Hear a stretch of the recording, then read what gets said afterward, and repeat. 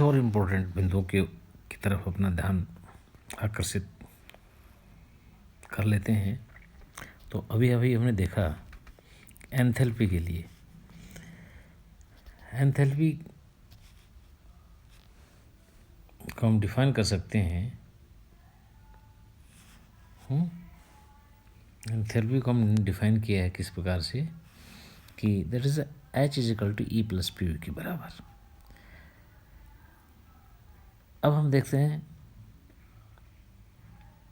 स्थिर दाब पर ऊष्मधारता, जिसे हम Cp के नाम से पुकारते हैं, स्थिर आयतन पर ऊष्मधारता, जिसे Cv के नाम से पुकारते हैं, संबंध Cp - Cv = nR,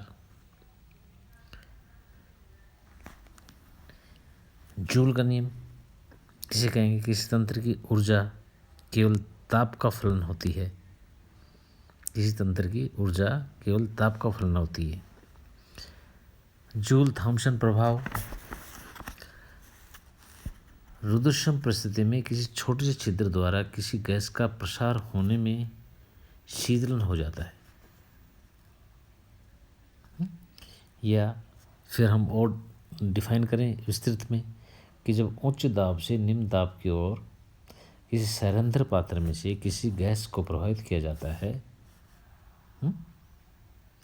तो गैस शीतलन प्रभाव प्रदर्शित करती है। इसे ही हम जूल थॉम्सन के प्रभाव के नाम से पुकारते हैं। जूल थॉम्सन गुणांक म्यूजेटी, स्थिर एंथैल्पी पर कांस्टेंट एंथैल्पी प्रक्रम में दाब के प्रति ताप के परिवर्तन की दर, अर्थात mu JT can be defined as change in temperature with respect to pressure at constant enthalpy, that is called Joule Thomson गुणांक म्यूजेटी। और आदर्श गैस के लिए म्यूजेटी का मान 0 होता है। वास्तविक गैसों के लिए म्यूजेटी = 1/Cp 2A/RT - B के बराबर होता है। यदि 2A/RT is greater than B, इसमें म्यूजेटी = धनात्मक, और यदि 2A/RT is less than B तो म्यूजेटी ऋणात्मक होगा। यदि 2A/RT बराबर B हो तो म्यूजेटी का मान 0 होगा। व्युत्क्रम ताप इन्वर्शन टेम्परेचर वह ताप जिस पर जूल थॉम्सन का चिन्ह बदलता हो। जब म्यूजेटी = 0 हो तब 2A/RTI = B या Ti = 2A/RB। इसे ही हम क्या कहते हैं, इन्वर्शन टेम्परेचर। प्रसार कार्य,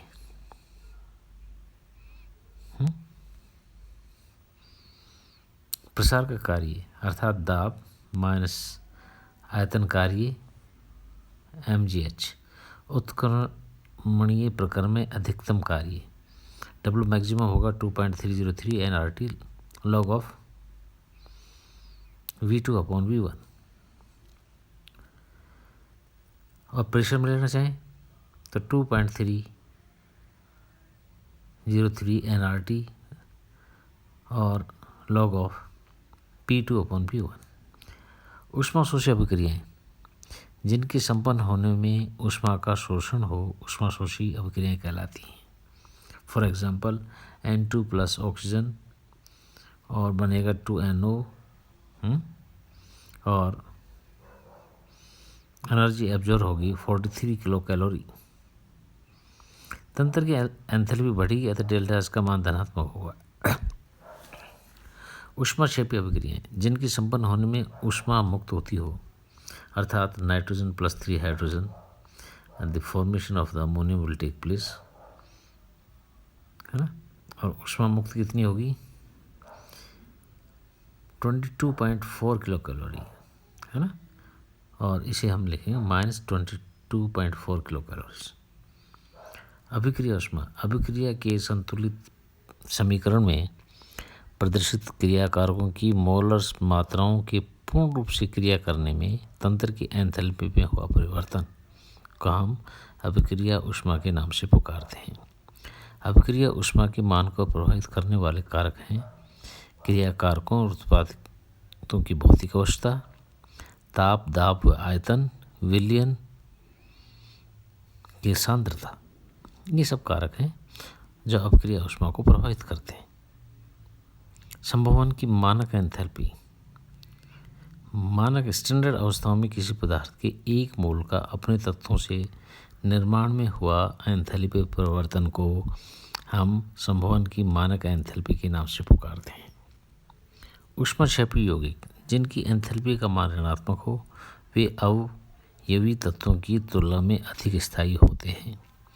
ऊष्माशोषी यौगिक जिनकी मानक संभवन एंथैल्पी का मान धनात्मक हो वे अवयवी तत्वों से कम स्थायी होते हैं। दहन ऊष्मा किसी पदार्थ के एक मोल का ऑक्सीजन की उपस्थिति में पूर्ण दहन करने पर मुक्त हुई ऊष्मा मानक दहन एंथैल्पी का मान सदैव ऋणात्मक होता है।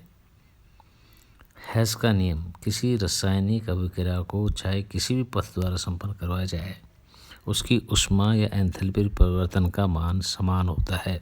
इसे हैस के नियम से जानते हैं। एक बार फिर, किसी रासायनिक अभिक्रिया को चाहे किसी भी पथ द्वारा संपन्न करवाया जाए उसकी ऊष्मा या परिवर्तन का मान हमेशा समान रहता है। इसी हैस के नियम से जानते हैं। स्थिर दाब स्थिर आयतन पर अभिक्रिया ऊष्मा में संबंध उदासीनीकरण की ऊष्मा 1 ग्राम तुल्यांक अम्ल को 1 ग्राम तुल्यांक क्षार द्वारा उदासीन करने में ऊष्मा परिवर्तन को उस पदार्थ की उदासीन की ऊष्मा कहते हैं। बंध ऊर्जा एक बंध को बनने में मुक्त ऊर्जा अथवा एक बंध को तोड़ने के लिए आवश्यक ऊर्जा को बंधन ऊर्जा के नाम से हम पुकारते हैं। इस प्रकार से ये कुछ एक इम्पोर्टेंट बिंदु हैं, है ना, जो हम याद रख सकते हैं